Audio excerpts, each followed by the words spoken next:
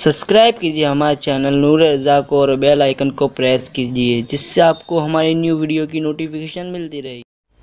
इमाम हसन के साथ भी बड़ी बदसलूकी हुई, लेकिन आप माफ़ी करते रहे। माफ़ी इमाम हुसैन के यहाँ भी थी, माफ़ करते थे, लेकिन फिर वो शुजात के तेवर भी होते थे। बल्कि बचपने का ही एक वाक़या है ना, अल्लाह के रसूल अलैहि सलाम ने पूछा था कि हसन अगर कोई तुम्हारे साथ ज्यादती करे तो तुम क्या करोगे? तो कहा कि मैं सब्र करूंगा। हुजूर ने मुस्कुराया था, वो विरासत सब्र मिली थी। और इमाम हुसैन से कहा था कि तुम पर कोई जुल्म करे तो क्या करोगे? तो कहा मैं तो बदला लूंगा उससे। शुजात थी ना, फरमाया मैं बदला लूंगा उससे। इसीलिए शहादत सिर्री का मजहर इमाम हसन को बनाया, क्योंकि उसमें बहुत सब्र था। और शहादत जहरी का मजहर इमाम हुसैन को बनाया, क्योंकि उसमें शुजात थी। हालांकि ये भी कोई कम शुजा न थे, आप इन्हें बुज़दिल न समझे। हाँ, बल्कि सब्र वाला जितना बहादुर होता है उसकी बहादुरी जुदा होती है। बल्कि बहादुरी ही का एक वस्फ सब्र है। अगर आदमी में बुज़दिली हो तो फिर वो दिल के अंदर कीना पालने लगता है। तो इमाम हसन मुश्तबा के साथ जब मदाइन में आपने लश्कर जमा किया, दरअसल आप इमाम मौलाए कायनात की जिस दिन शहादत हुई, तो मौलाए कायनात की शहादत के बाद, चूंकि जिस दिन मौला की शहादत हो रही थी उस दिन कूफा वालों ने कहा था कि आपके बाद कौन, हमारा अमीर कौन होगा, अमीरुल मोमिनीन कौन होगा?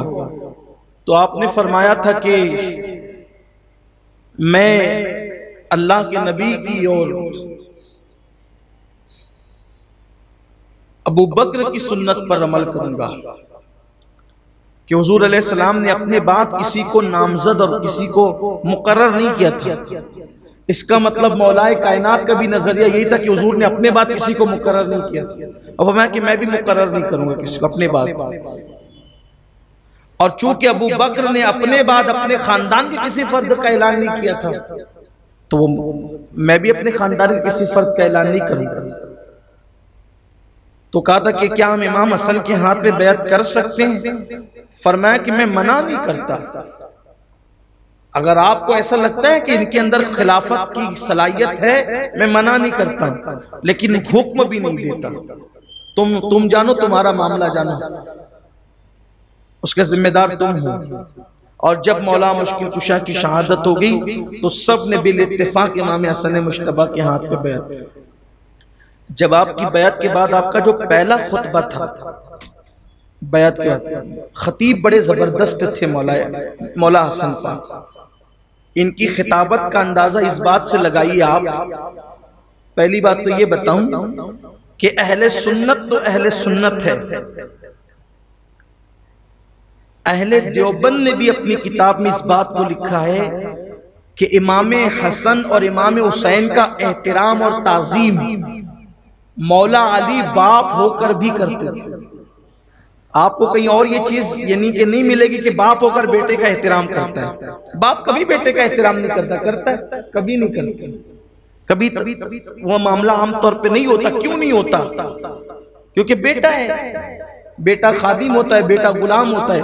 लेकिन ये उनकी किताब में मेरी नजरों से गुजरा, मेरे पास नाम भी है, लेकिन आपको चाहिए तो दे दूंगा, इसे अभी नहीं पढ़ता। कि मौलाए कायनात बाप होकर भी दोनों शहजादों का अदब करते थे। किसी ने पूछा कि आप बाप होकर भी दोनों शहजादों का अदब करते हैं जबकि आप बाप हैं? फरमाया हाँ, क्योंकि नबी ने उनको अपना बेटा कहा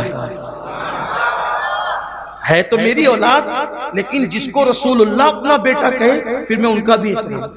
ये मौलाए कायनात का अंदाज था। और इमाम हसन पाक की खिताबत पर बात चली थी, बड़े फसीहुल लिसान।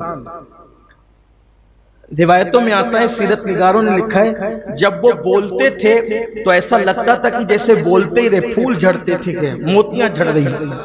क्यों? इसलिए कि मुंह जो था ना, मुंह वो मुशाबे था रसूलुल्लाह के मुंह शरीफ की। दहन मुबारका के, क्योंकि सर से लेकर सीने तक हुजूर अलैहिस्सलाम के मुशाबे थे। तो आंखें भी मुशाबे थी, भवें भी मुशाबे थी, पेशानी भी मुशाबे थी, सर भी मुशाबे था, जुल्फें भी मुशाबे थी, दाढ़ी भी मुशाबे थी, चेहरा भी मुशाबे था, सीना भी मुशाबे था, चेहरा गोल चेहरा, भवें वैसे ही, जुल्फें हल्की सी घुंघरियाली, न बिल्कुल मुकम्मल तौर पर सीधी न मुकम्मल तौर पर घुंघरियाली, बल्कि दरमियानी, जैसे हुजूर अलैहिस्सलाम के लिए बयान है। बड़ी बड़ी खूबसूरत आंखें, चौड़ा सीना, बदन भरा भरा मजबूत। ये इमाम हसन मुश्तबा का हाल था। और चूंकि सीने तक मुशाबे थे तो हाथ भी मुशाबे थे। तो सीरत निगारों ने लिखा है कि जब बोलते थे लगता था मोती झड़े या फूल झड़े जबान से, और बोलते ही रहे। उनकी महफिल में बैठने वाला कभी उनकी गुफ्तगू सुनने के लिए थकता नहीं था, कभी थकन नहीं होती थी। इतनी दिलनशीन आवाज थी और इतनी खूबसूरत गुफ्तगू थी। हुजूर अलैहिस्सलाम की आवाज से मुशाबे आवाज है। अब आप अंदाजा करें, उनके खुतबे का अंदाजा करें कि एक दिन मौलाए कायनात ने कहा, मौलाए कायनात कहते हैं, हसन आज खुतबा तुम दोगे, हसन आज खुतबा तुम दोगे। इमाम हसन ने कहा, बाबा जान आपकी मौजूदगी में मैं खुतबा कैसे दे सकता हूँ, मुझे हया आती है, मुझे शर्म आती है, बेअदबी से दूर तसव्वुर करता हूँ इस मामले को कि आप बैठे और मैं खुतबा दूं। अली बैठे हूँ, बाबे मदीनतुल इल्म बैठे हूँ और मैं खुतबा दूं, हुजूर ये मुझसे नहीं हो सकता। तो मौला अली ने क्या कहा, हसन अगर मेरी मौजूदगी में तुम खुतबा नहीं देते तो लो मैं महफिल छोड़कर चला जाता, लेकिन खुतबा तो तुम ही ने देना, तकरीर तो तुम ही ने करना, खिताब तो तुम ही ने करना। सोचे जिसके खुतबे की खातिर अली महफिल छोड़ दे, उसके खुतबे का हाल क्या होगा, खुतबे की कैफियत क्या होगी। और रिवायतों में आता है कि जब इमाम हसन ने इनकार किया कि मैंने खुतबा नहीं देना, तो मौलाए कायनात ने कहा मेरी मौजूदगी की वजह से, अदब की वजह से खुतबा नहीं देते तो मैं चला जाता हूं महफिल से, खिताब नहीं करते, तकरीर नहीं करते तो मैं चला जाता हूं महफिल से। और फिर बयान किया जाता है कि मौलाए कायनात दूर चले गए, मगर ऐसी जगह जाकर के बैठ गए जहां पर इमाम हसन की आवाज तो आती थी, लेकिन इमाम हसन को मौला अली नजर नहीं आ सकते थे बज़ाहिर। ऐसी जगह जाकर बैठ गए, ऐसी आड़ में आवाज पहुंच सकती थी, मौला अली नजर नहीं आ सकते थे। बस खुतबा शुरू हुआ और खुतबा सुनते रहे। जब खुतबा मुकम्मल हुआ तो मौलाए कायनात ने कहा, हसन तेरे खुतबे में नबी के खुतबे की चाशनी महसूस करता हूं, तेरी आवाज में प्यारे महबूब की आवाज की चाशनी महसूस करता हूं। यह था इमाम हसन पाक का खुतबा। तो इमाम हसन पाक ने जब खुतबा दिया तो पहला खुतबा आपका ये था, खिलाफत की कुर्सी संभालने के बाद, कि लोगों मेरे हाथ पे बैत कर रहे हो तो इस तरह बैत करो कि मैं जिससे जंग करूंगा तुम भी जंग करोगे, और मैं जिससे सुलह करूंगा तुम भी सुलह करोगे। तो कूफी आपस में सरगोशी करने लगे, इनका लड़ने का इरादा नहीं है क्योंकि ये सुलह की बात कर रहे हैं, ये सुलह ही करेगा। माअज़ल्लाह, कूफी तो यही कूफी है ना, ये कूफियों का हाल यही था। तो आपस में बात करने लगे कि कुछ लोगों को लड़ाने में मजा आता है ना, तो वो आपस में बात करने लगे कि ये सुलह की बात करे, ये लड़ेगा नहीं तो सुलह ही करेगा, इसलिए बैत ले रहे माअज़ल्लाह। और इमाम हसन ने पहली बात क्लियर कर दी थी कि जिससे मैं जंग करूंगा तुम्हें जंग करना है, जिससे सुलह करूंगा तुमने सुलह करना है। फिर लोगों ने बैत भी की और लश्कर के साथ भी चले। जब मदाइन पहुंचे और लोगों को पता चला कि इमाम हसन सुलह चाहते हैं, तो उस सुलह का के जिक्र से उनको इतनी तकलीफ पहुंची कि वो लोग बगैर इजाजत के इमाम हसन के खैमे में चले गए। ये तो पहली बेअदबी थी, बल्कि पहली बेअदबी तो ये थी कि इमाम के मौकिफ के खिलाफ मौकिफ कायम करना। दूसरी बात यह कि इमाम हसन के खैमे में इजाजत के बगैर चले जाना, और जाने के बाद इमाम हसन पाक उस वक्त नमाज में मसरूफ थे, हालत नमाज में थे, उनके पैर के नीचे से मुसल्ला खींच लिया। अब मुसल्ला खींच कर इमाम हसन पाक के मुंह पे तमाचे मारे हालत नमाज में कोफियों ने। लेकिन ये इमाम हसन का सब्र था और हिल्म था, उस पर भी बद्दुआ नहीं दी, बल्कि फरमाया जाओ मैंने तुम्हें माफ किया। ये सब्र था। आप गौर करें, आदमी का सोच नहीं सकता, दिमाग काम नहीं कर सकता, ये सब्र है इमाम हसन पाक का। अल्लाह के रसूल अलैहि सलाम फरमाते हैं कि मैंने अपना सब्र और अपनी सखावत, अपना हिल्म और अपनी सखावत मैंने हसन को विरासत में दिए, मैंने हसन को दे दिए। तो इस पर भी आपने माफ फरमाया, मुआखिजा नहीं फरमाया, बद्दुआ नहीं दी। जिंदगी में कभी किसी को पलट कर कुछ कहा नहीं, किसी पे गुस्से में नहीं आए, कभी किसी गुस्से में आके कुछ नहीं कहा। एक बंदे को कहा, जनाब अम्र इब्न उस्मान से जायदाद के मामले में, जमीन जायदाद के मामले में थोड़ी नाराजगी हो गई थी। तस्विया चाहते थे, सुलह चाहते थे, लेकिन वहां भी सुलह ही चाहते थे, वो तैयार नहीं थे। तो बहुत गुस्से में आ गए, बहुत गुस्से में आ गए, और बहुत गुस्से में एक जुमला कहा। वो जुमला जरा सुन लें। बहुत गुस्से में हम क्या कहते हैं, जब गुस्से में नहीं होते तो क्या कहते हैं वो सोचें। और ये इमाम हसन की जिंदगी का सबसे ज्यादा गुस्से में आकर के जुमला कहना है। बहुत गुस्से में आकर एक जुमला फरमाया, उसकी नाक खाक आलूद हो। सबसे ज्यादा गुस्से में यही जुमला था, सबसे ज्यादा नाराजगी में यही जुमला था। इसके अलावा किसी को कोई जुमला ही नहीं। सोचे जब बहुत गुस्से में ये जुमला है तो आम हालात में फिर जुमले का हाल क्या होगा। ये इमाम हसन पाक, ये जो अल्लाह ताला के यहाँ मर्तबे मिलते हैं ना, ये इंसानों के साथ बहुत मोहताज जिंदगी की बरकत से मिलते हैं। वरना हमारी अपनी सोच क्या है, नमाज में पाबंद हो जाओ, रमजान शरीफ के रोजे रख लो, शश ईदी रोजे भी रख लो, 13-14 के भी रख लो, जुमरात पीर का भी रख लो, तस्बीह पढ़ते रहो, यानी नफिल में मसरूफ रहो। इंसानों के साथ न किसी से प्यार, न मोहब्बत, न उल्फत, कुछ नहीं। यानी जो फर्ज है उससे तवज्जे हटा ली और नवाफिल में उलझ कर रह गए। लेकिन जरा देखें, अगर अल्लाह ताला ने आपको ज़हनो दिमाग दिया तो घर जाकर सोचना कि जिस जात का सबसे ज्यादा गुस्से में ये जुमला हो कि तेरी नाक खाक आलूद हो, आप गौर करें कि उसने अपनी आम जिंदगी में कैसे बातें की होगी और गुफ्तगू का लहजा कैसा होगा। इससे बड़ी बात, मरवान मिंबर रसूल पे, मस्जिद नबवी के मिंबर पे बैठकर जुमा के दिन, जुमा की नमाज से पहले मौलाए कायनात को गालियां देता था और इमाम हसन को भी गालियां देता था। और आप मस्जिद में बैठे होते थे नमाज के अंदर, यानी नमाज के लिए आते थे, सुनते रहते थे, कभी कोई जवाब नहीं। इसका तसव्वुर हम कर सकते हैं कि मस्जिद के अंदर, भाई मस्जिद के अंदर कोई बंदा, आम बंदा, उसके खिलाफ कोई बोले तो वो लड़ पड़ता है, झगड़ा फसाद हो जाता है। बाबा को गालियां दी जा रही है, खुद को गालियां दी जा रही है, मरवान गाली दे रहा है, खामोश सुन ले, चुप सुन ले, कुछ नहीं जवाब देना, कोई जवाब नहीं देना।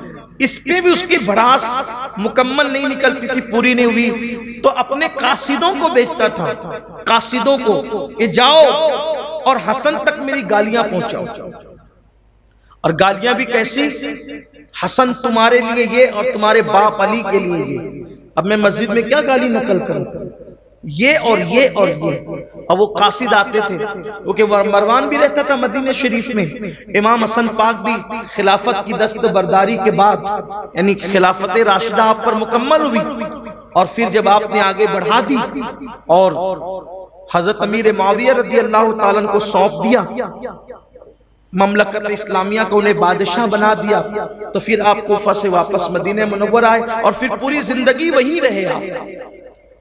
तो ये जो मरवान था, ये मिंबर पे बैठ के भी गालियां देता था और कासिदों को भेजकर भी गालियां दिलवाता था। बस दिल दुखाना था, दिलों को छलनी करना था, सताना था, परेशान करना था।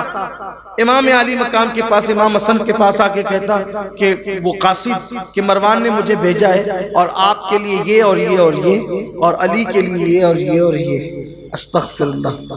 लेकिन जवाब क्या होता, कासिद के पास जवाब क्या? फरमाया कि जाओ मरवान से कहना, देखें शहजादे रसूल जिसको नबी ने अपने सब्र का वारिस बनाया, कहते थे जाओ और मरवान से कहना कि तुम्हारी तरह मैं गाली नहीं दे सकता, शराफत की इंतहा देखिए। फरमाया कि मैं तुम्हारी तरह गाली नहीं दे सकता, और उससे कहना सोन मरवान, अगर तू सच्चा है, अगर तू अपनी गाली देने के मामले में जो तू कह रहा है, जो ऐब लगा, अगर तू सच्चा है अल्लाह हमें माफ कर दे, अगर तू सच्चा है तो अल्लाह हमें माफ कर दे, और अगर तू झूठ बोल रहा है और यकीनन झूठ बोल रहा है तो हम कुछ नहीं कहते, अल्लाह सबसे बड़ा इंतकाम लेने वाला है। ये था सब्र इमाम हसन पाक। पूरी जिंदगी इसी सब्र में गुजरी। इसीलिए तो शहादत के बाद जब जनाजा उठाए, सैयदना अबू हुरैरा कहते हैं इमाम हसन के जनाजे से पहले, इमाम हसन के जनाजे से पहले मैंने रसूलुल्लाह के बाद इतनी बड़ी तादाद नहीं देखी किसी के जनाजे में। वहां अगर सुई फेंकी जाती तो जमीन पर सुई न गिरती थी, इतनी बड़ी तादाद थी इमाम हसन के जनाजे में। तो जब जनाजा इमाम हसन का ला के रखा गया तो मरवान रोने लगे, जनाजे पे आके रोने लगे। कहते हैं कि मकतूल के जनाजे पर कातिल का आकर के रोना मकतूल की अहमियत तो बढ़ाता है, लेकिन कातिल के जुर्म का कफारा वो चंद आंसू नहीं हो सकते। इसलिए कि इमाम हसन की शहादत में मरवान का पूरा पूरा हाथ था। उधर से यजीद उसको जो गाइड करता था, इधर से मरवान बोल लेता था, और फिर मामलात आगे बढ़ते थे। मैं आज शहादत नहीं बयान करूंगा क्योंकि वक्त भी हो गया है, और मैं इमाम हसन पाक की शहादत माह मुहर्रम में चूंकि पढ़ चुका हूँ, बयान कर चुका हूँ। हालांकि अपने यहाँ तो यही है ना कि हम जब शहादत पढ़ते हैं तो उसकी बरकतें भी हमें मिलती है। और अभी एक भाई मगरिब की नमाज के बाद एक भाई आए थे, और आने के बाद उन्होंने कहा कि आप माह मुहर्रम शरीफ में जो शहादतें पढ़ते हैं और कहते हैं कि भाई अपनी मुरादें ले लो, दिल में जायज़ मुरादें ले लो। कहा कि मैं 15 साल से हर महफिल में आता हूँ, और जब आप कहते हैं कि जायज़ मुरादें ले लो तो मैं एक ही मुराद देता था कि अल्लाह मुझे इज्जत की रोजी दे और हलाल दे और खूब दे। कहा कि हज़रत 15 सालों में पौने 200 लूम का मालिक बन गया हूँ। मगरिब बाद मौलाना आप ही ला करके बिठाए थे, वो यूपी वाले भैया के साथ है ना, वो भाई के साथ आए थे। ये नहीं आप देखिए कि बरकतें क्या है, क्योंकि इनकी विलादत पढ़ने पर भी रहमतों का नुज़ूल है और इनकी शहादत पढ़ने पर। लेकिन बस हुस्न अकीदत के साथ कोई सुने बस। और कभी कभी ये भी होता है ना कि हर बार वही विलादत पढ़ी जा रही है, हर बार वही शहादत पढ़ी जा रही है। ये हर बार का मामला नहीं है, ये तो मुश्क का मामला है। मुश्क को जितना रगड़ते जाओगे खुशबू बढ़ती जाएगी। ये हर बार का मामला नहीं है। यहाँ तो दिल ही नहीं भरता, और अल्लाह करे कभी जी ना भरे, अल्लाह करे कभी दिल ना भरे। ये दिल उन्हीं से लगा रहे। इमाम ने कहा है ना कि दिल को उनसे खुदा जुदा न करे, बेकसी लूट ले खुदा न करे। अल्लाह ना करे कभी ऐसा हो। लेकिन चूंकि आज वक्त हमारा हुआ है, 9:30 से 10:30 का मेरा टाइम था, वो पूरा हो गया, तो मैं वो बात बयान करके बात मुकम्मल करता हूँ। तो जब इमाम हसन पाक की शहादत हुई, पूरा मदीना मुनव्वरा ही रो रहा था, और बड़ी दर्दनाक चूंकि शहादत थी। आपने सुन रखा है कि 40 दिन तक के आपकी आंतें कट कट के जो है वो निकलती थी, कह के उल्टी के जरिए भी निकलती थी और दस्त के जरिए भी निकलती थी। बल्कि आखिरी दिनों में तो आपकी चारपाई के नीचे एक तश्त रख दिया गया था जिसमें आंतें कट कट के निकलती थी, वो गिरती थी उसमें आंतें कट कट। मैंने माह मुहर्रम में शहादत पढ़ते वक्त तो लोगों को बताया था, अगर दूध पी लो और उल्टी हो तो कलेजा मुंह को आने लगता है। जब कट के आते कट कर, जब हलक के जरिए से और आते कट के पाखाने और दस्त के जरिए से निकलती होगी तो इमाम हसन मुश्तबा का दिल क्या कहता होगा। लेकिन ये सब्र था, 40 दिन तक उसी हाल में रहे, और जो कहता था कैसे हो तो सिर्फ इतना कहते थे अल्हम्दुलिल्लाह, अल्लाह का शुक्र। कभी नहीं कहा मुझे ये तकलीफ है, ये तकलीफ है। इसीलिए आपकी तकलीफ ज्यादा जिक्र नहीं की गई है क्योंकि आपने बताया ही नहीं। सब्र इतना था, बड़े साबिर थे, बड़ा अल्लाह ने सब्र दिया था। तो आपके जनाजे पे मरवान रोने लगा, मरवान रोया। मरवान का रोना आसान न था ना, लेकिन शान वालों की शान होती। दुश्मनों से भी खिराज वसूल करने का अल्लाह तबारक व तआला उन लोगों को मलका अता करता है, उनको सलाहियत देता है। जब मरवान रोने लगा जनाजे पर सर रखकर कि इमाम हसन पाक की शहादत हो गई, तो उस वक्त इमाम हुसैन ने कहा, मरवान जीते जी कितना सताया, अब तू रो रहा है, मगरमच्छ के आंसू बहा रहा है, अब तू रो रहा है, अब मगरमच्छ के आंसू बहा रहा है। तो मरवान ने सर उठाकर कहा, इमाम मैं उस बंदे को सताता था। तवज्जो करें उसके जुमले, दुश्मन बात कह रहा है, सताने वाला बात करे। इमाम मैं उस बंदे को सताता था, ओहद पहाड़ की तरफ इशारा करके कहा, मैं उस बंदे को सताता था जिस बंदे का हिल्म और सब्र इस पहाड़ से भी ज्यादा मजबूत था, मैं उसको सताता। ये हिल्म और सब्र में इस पहाड़ से भी ज्यादा बड़ा हुआ था। ये इमाम हसन मुश्तबा थे। फिर अल्लाह तबारक व तआला ने इनाम क्या दिया कि अल्लाह ताला ने उन्हीं की नस्ल में गौसे आजम को रखा, उन्हीं की नस्ल में इमाम मेहंदी को रखा। हाँ, इमाम हुसैन की नस्ल में ये अइम्मा है, 11 अइम्मा, और इमाम हसन की नस्ल में मशहूर हस्तियां तो बड़ी कम हुई हैं, लेकिन ये 2 ही हस्तियां ऐसी हैं कि जो मुमताज करती है इमाम हसन की नस्ल को। एक तो सैयदना गौसुल आजम दस्तगीर पिराने पीर, और एक आखिरी वक्त में हजरत सैयदना इमाम मेहंदी रज़ी अल्लाह ताला।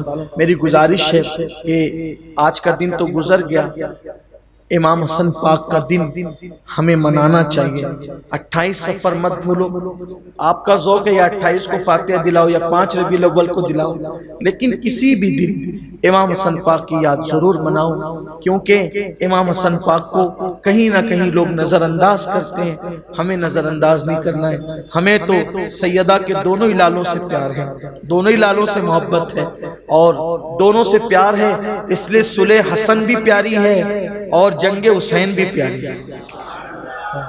बहुत खूबसूरत जुमला हमारी जमात के एक बहुत बड़े मुफक्किर ने कहा था कि हम तो कुछ नहीं देखते, हमने देखा कि हसन पाक ने जिससे सुलह की हमने उससे सुलह कर ली, और हुसैन पाक ने जिससे जंग की हमने उससे जंग कर ली। हमारे लिए सुलह और जंग क्या है? हम तो अपने आकाओं को, अपने मुर्शिदों को देखते हैं। जिससे मौला हसन ने सुलह की उससे हमारी सुलह है, जिससे इमाम हुसैन ने जंग की उससे हमारी जंग है। यही अपना मसलक है और ये अहले सुन्नत का मसलक है, और यही इमाम अहमद रजा का मसलक है कि अहले सुन्नत का है बेड़ा पार। अस्हाबे हुजूर नज्म है और नाव है, इतरत रसूलुल्लाह की।